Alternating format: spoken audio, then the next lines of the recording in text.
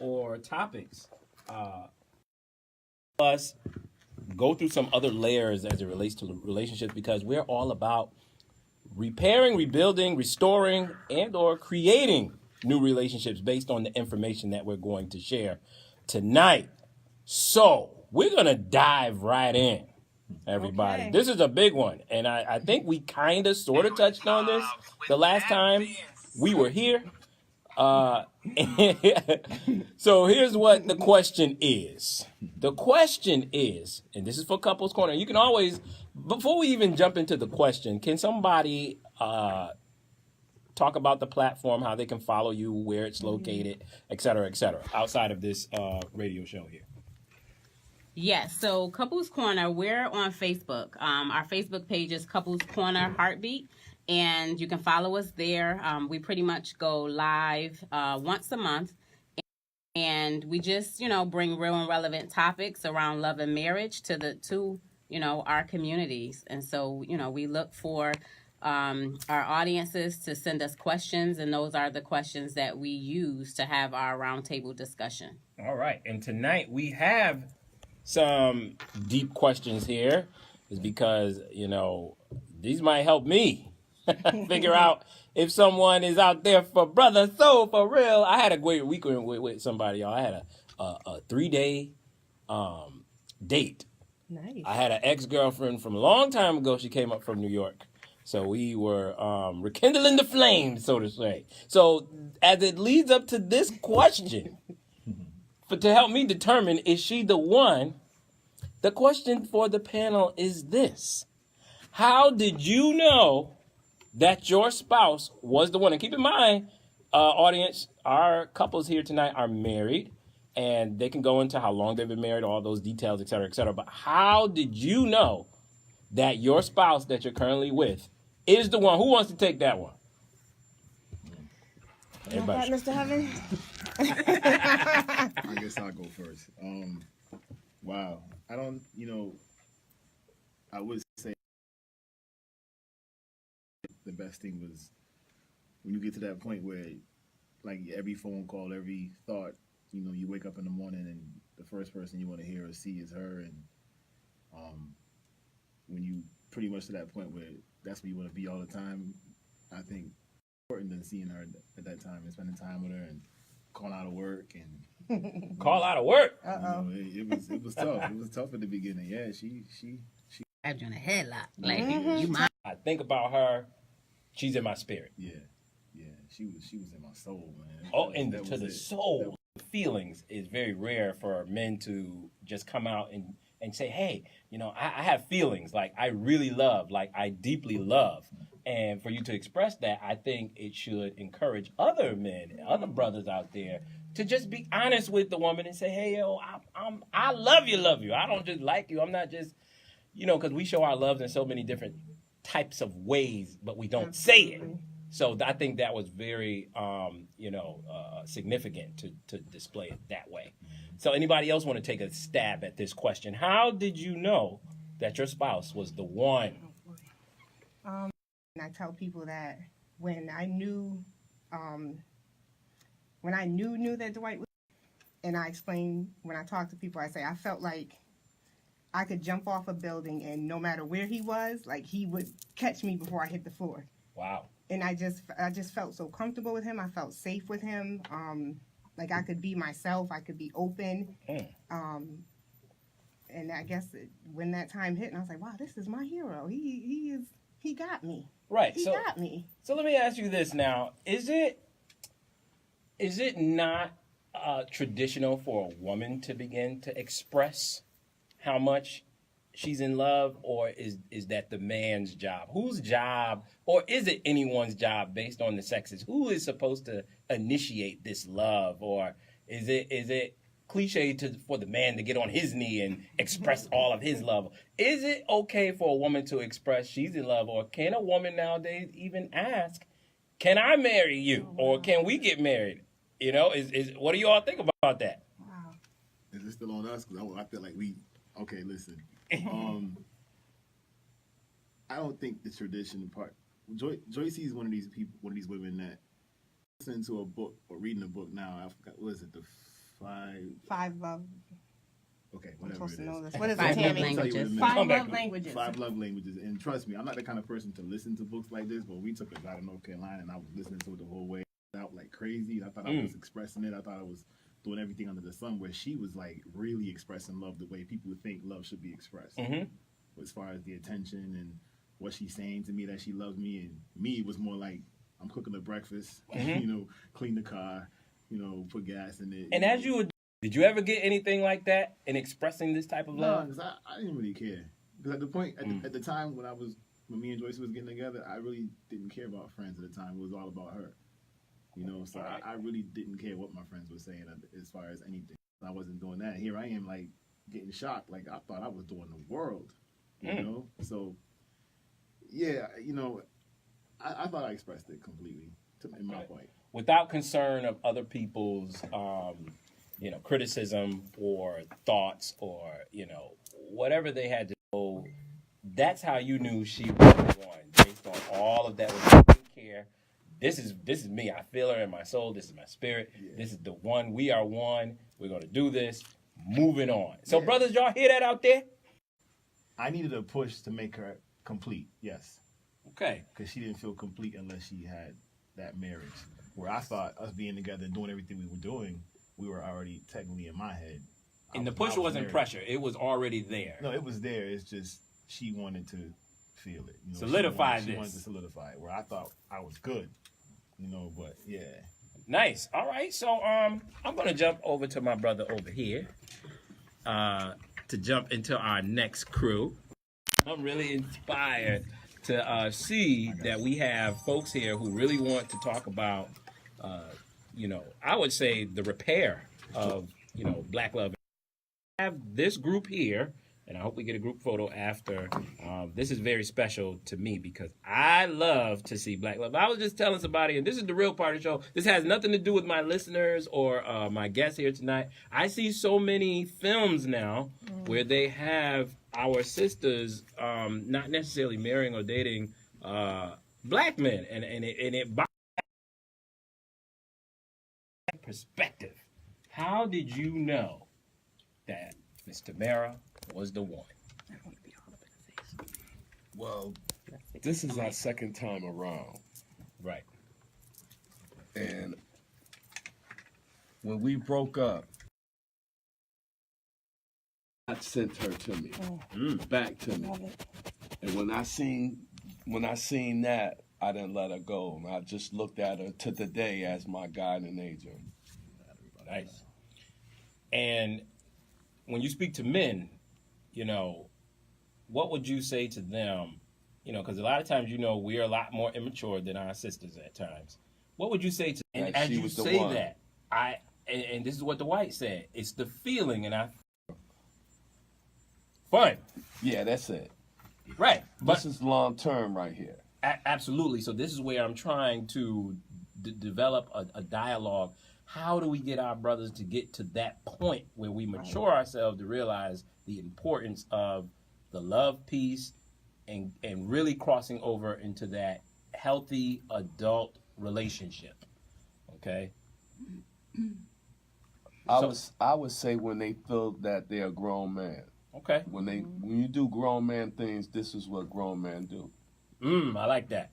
This is what grown men do, y'all. So the little boys out there play with the cell phones and have 30 girlfriends and don't know what to do with themselves. So I'm going to jump to Miss Tamara, and then we're going to introduce our couple that just walked in. So, Miss Tamara, how did you know that your spouse was the one?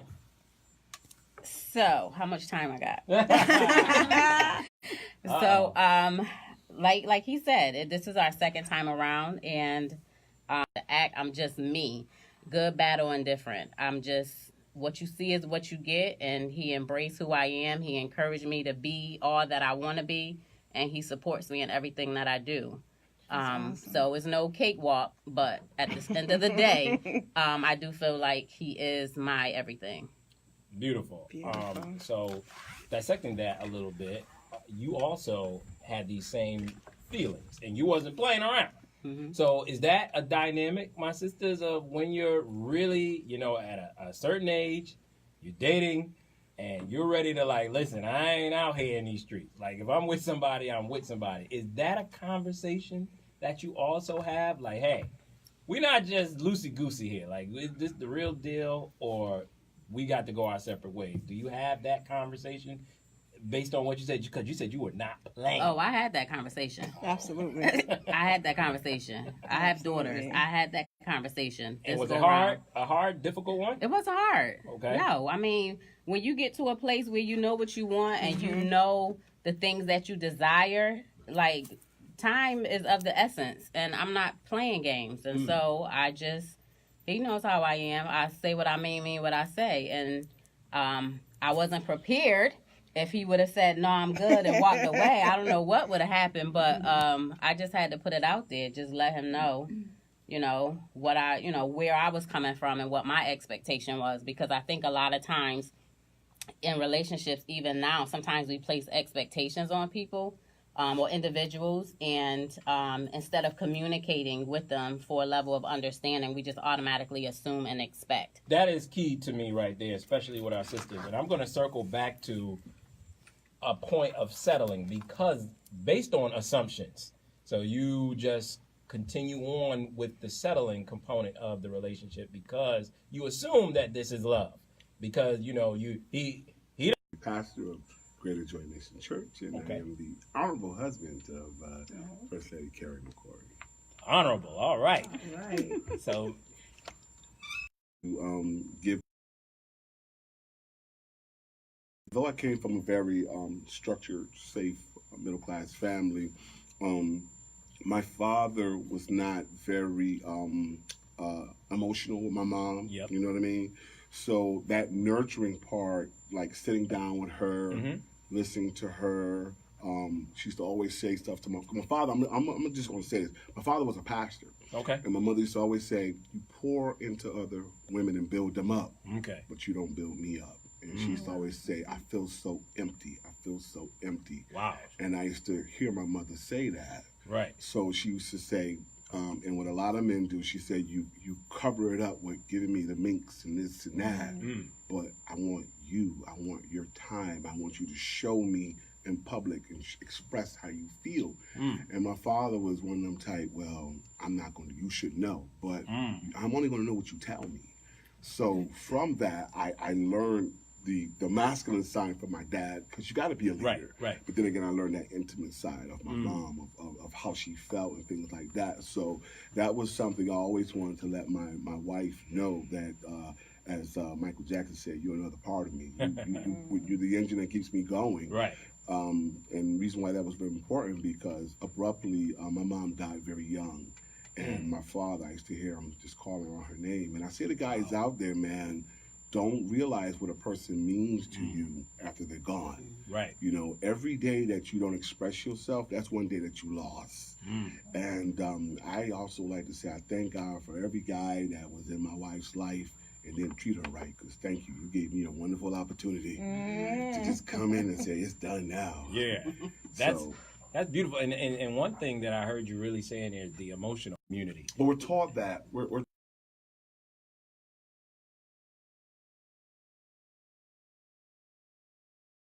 given the fact that I'm a writer, so I God has given me the gift to be able to make somebody cry or make somebody happy, or whatever the case may be. So I just kind of look at my marriage as one of the greatest love stories that I'm actually involved in. Wow. So every day I'm just trying to make it something that will be something that I will be able to look back at and say, you know what, this is really incredible and an inspiration to others. And the other magic question was that my wife and we met on her birthday.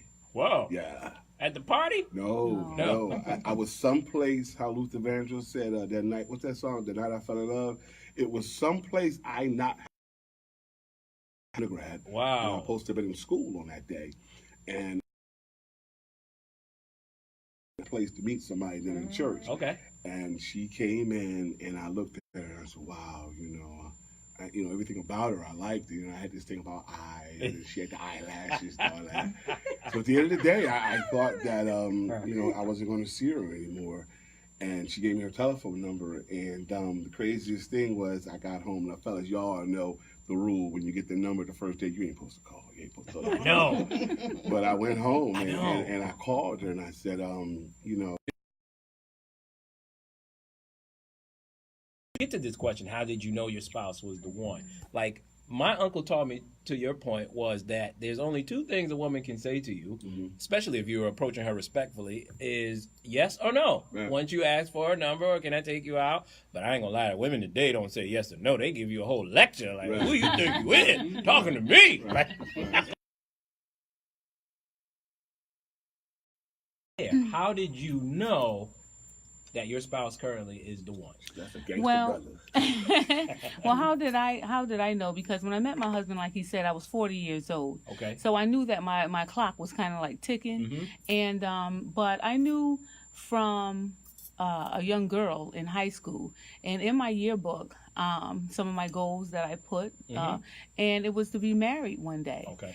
And how I knew that, my husband was the one, is because I've had kids, before I met him. I was in relationships. When I met him, I was in a relationship, but I knew that the relationship, the guy wasn't for me. Right. But when you said as far as selling, that's what I did. Okay. I settled in that relationship for a year. And how dangerous is that? It's very dangerous. It's very dangerous because, I knew that I wanted to be somebody's wife one day. I didn't want to continue on playing house, with these dudes, and and I knew that I'm turning 40, and I knew that I wanted something more of my life than just playing house with this dude. And I wasted a lot of time with him, a whole year. But I sincerely, it was like I knew the dude wasn't good for me, but at the same time, he gave me a little attention here and there. He took me on a trip.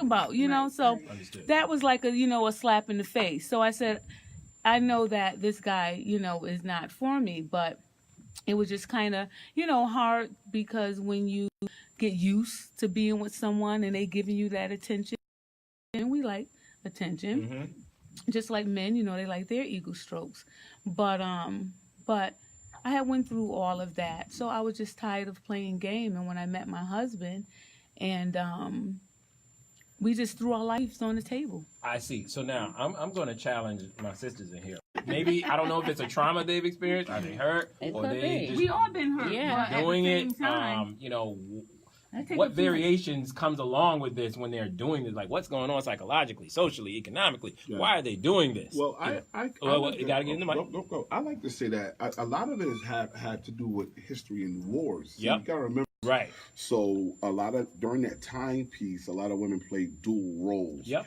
And then respectively, we went through the women's suffrage. So women Yep. began to, because now we're living in a time where economically, a woman can make as much or more money than a man. So now the man's value went down and things of that nature. So now, if a person is learned that, I can be the head of the household and I can make it without you, right? And then she, let's say I'm just going to go there. This is go a there. carrot. If your mother is constantly saying you don't need no man, girl, you can do it by yourself, Yeah. one mistake, the brother is out. See, it all comes back to your It is value true. system. So now if you got a brother, he's making, let's say, $25,000 a year, and Yep. you making $100,000 a year, man. you can look at him and say, well, I don't need your little $25,000 a year. So now the brother's value, he don't say too much, Right. and let's just go there. If the brother was at home and he's not getting respected, but now he got this other woman outside the house, can make him feel like a man and that's respected, what a brother's going to do. So it all comes back to letting your man know that you respect him, whether he makes $25,000 a year or $100,000 a year.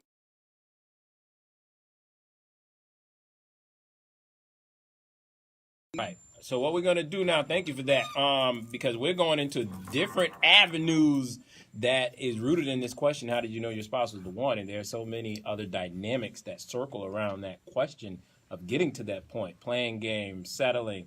Are we committed to each other? Are we in this for the long haul? Are we serious? Are we really taking advantage of the time that we're spending together?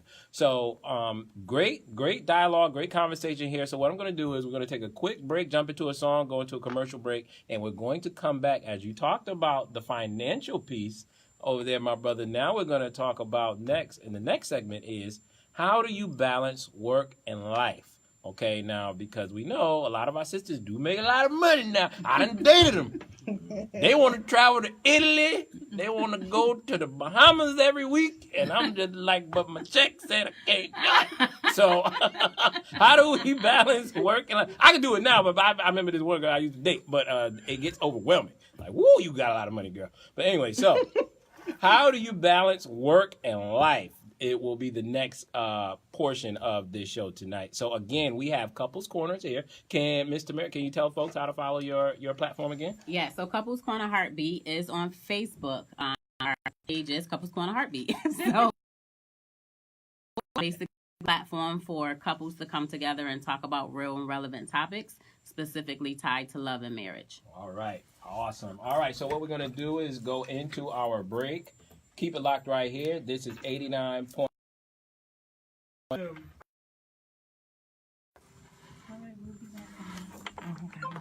right.